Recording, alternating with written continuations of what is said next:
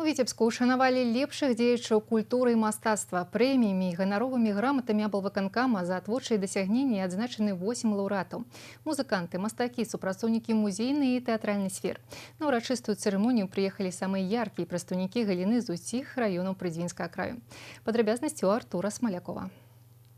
Кожны дзень для гэтых людзей свята. Яны заўсёды па другі бок сцэны. І толькі яны ведаюць, як складана арганізаваць усё так, каб спадабалася кожнаму. Нават у прафесійнае свята работнікі культуры на працоўных месцах. Сёння заслугі кожнага заўважаны і адзначаны. Из года в год у нас наиболее яркий, то, что можно говорить, это Поставский район, Лепельский район, Глубокский район, Лёзнинский. Можно называть ряд других регионов, потому что, еще раз хочу подчеркнуть, сегодня вот какой-то пропасть в развитии культуры между районами нет. Сегодня создана хорошая материально-техническая база.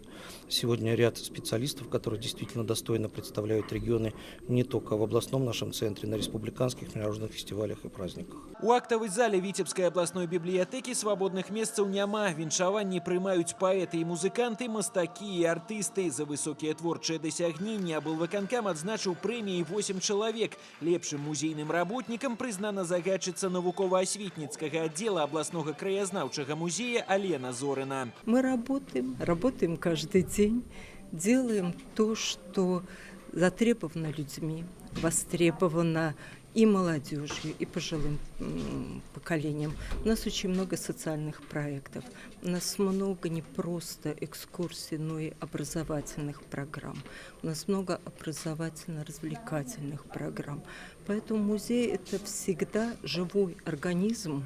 Разом з прызнанымі майстрамі ўзнагароды атрымалі і маладыя таленты. Акцёру тэатра «Лялька» Яўгену Гусеву прэмія аблвыканкама дасталася за галоўную ролю ў дзіцячым спектаклі «Фенька». Зараз у планах сыграць Гамлета.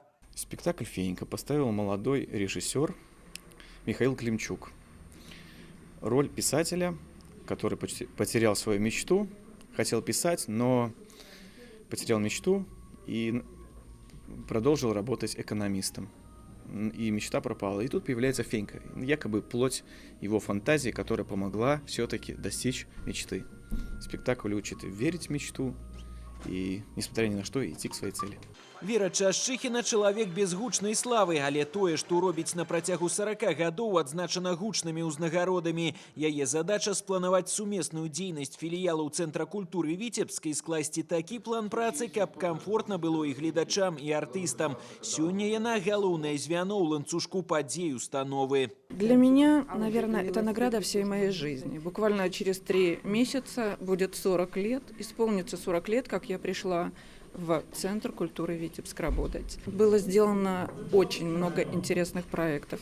Польская песня, славянский базар, интересные фестивали джазовой музыки.